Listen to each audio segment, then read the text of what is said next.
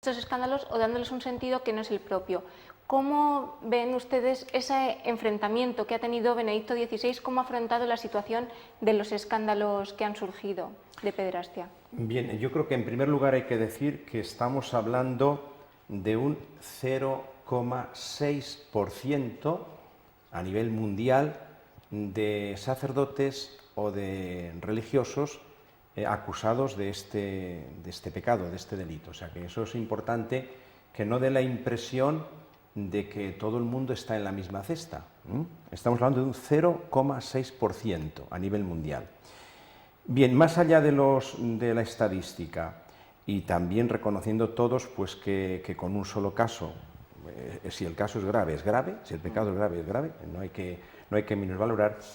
Me parece que ya con la distancia que tenemos desde que este Papa empezó a actuar a hoy, podemos afirmar que lo está afrontando con claridad, no está tapando nada. Yo creo que con lucidez. Me parece que la carta que escribió a los católicos de Irlanda es un ejemplo de carta lúcida, de esa sabiduría que decía Álvaro. Yo creo que hay mucha sabiduría. Entonces lo está afrontando con lucidez, con justicia. No quiere poner paños calientes donde no haya que ponerlos. Y si hemos de pasar en algunos casos pues por la justicia, pues hay que pasar por la justicia. Y si hay que enfrentarse a Dios pues, y pedir perdón, pues se pide. Pero también lo está afrontando con magnanimidad. Es decir, no olvida nunca que ante Dios el hombre siempre tiene una puerta abierta a la misericordia. Yo termino esta reflexión de los muchos artículos que estos días estamos leyendo en un sitio o en otro, uno de Navarro Valls, que ha dicho que el Papa es el único que ante un problema serio no ha cerrado ni las puertas ni las ventanas a ver si pasa el vendaval, sino que las ha abierto y ha visto lo que hay con estas características que yo he dicho. Indiscutiblemente pues lo estará afrontando también con sentimientos de mucho dolor, con esas lágrimas que a veces se le escapan como el Malta, bien, pero creo que con grandeza. Sí, yo en ese sentido creo que es importante que ahora en el viaje a Malta, aunque él ya había mandado la carta a los católicos de Irlanda, ya había hablado varias veces, pues parece que todo el mundo esperaba que ya el tema no lo tocara.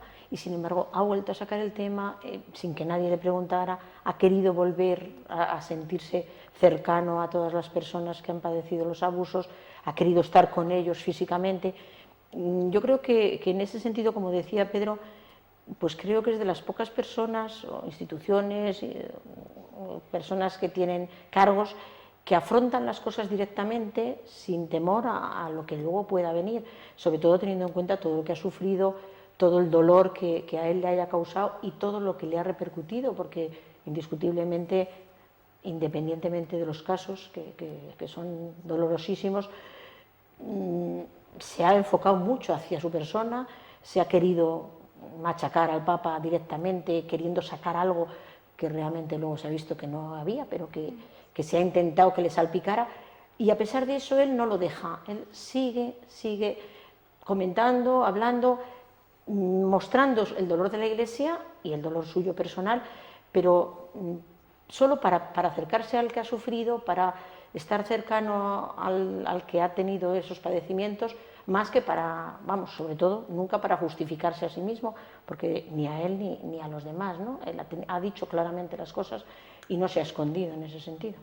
Tiene una forma de ser muy peculiar, a propósito de tus palabras, él, que es esa especie de timidez o de reconcentración en sí mismo, que hace a lo mejor que efectivamente sea parco en la expresividad, una vez más. Como buen alemán que es, no es tampoco... Pero se le nota. Sí. Sí, se le nota sufrir muchísimo, se le ve la cara. De hecho, sí. se ha envejecido últimamente. Sí, eso puede efectivamente mirarse en sus ojeras, por ejemplo, es así, ¿no? Pero vamos, voy a ello porque a lo largo de los 5 años, ya que empezábamos a hablar de los 5 años, efectivamente, digamos que es un golpe más como en una lid pugilística que le han dado o han querido darle o ha tenido que encajar, ¿no? Y que desde el primer momento casi se podía prever cuando desde determinadas instancias pues no ven bien un papa del corte alemán, del corte de la edad que él tiene, por ejemplo, que tenía cuando fue elegido, de la tendencia teológica más tradicional, de haber estado en estamentos, pues según muchas gentes, más duros y más estrictos del gobierno vaticano, etcétera, etcétera. Por eso ya desde el primer cuarto de hora, digamos, empezó a recibir y él lleva todas esas cosas dentro. Pero efectivamente ahí me parece que se trasluce otro elemento interesante y rico de su personalidad, que es la espiritualidad, la hondura humana, ya no solo religiosa, sino humana, como él va llevando dentro todas esas cosas. Y yo creo que bastante prudencia, aunque le hayan echado en cara que haya tenido algunas frases que eran menos idóneas, como la de la evangélica de que el que esté libre de pecado tire la primera piedra, que los medios o determinadas instancias abusaron de ella también, probablemente porque no la entendían desde ningún punto de vista, ¿no? Pero ahí va llevando el hombre, como decimos en el lenguaje coloquial, va llevando el hombre una historia bastante cruda.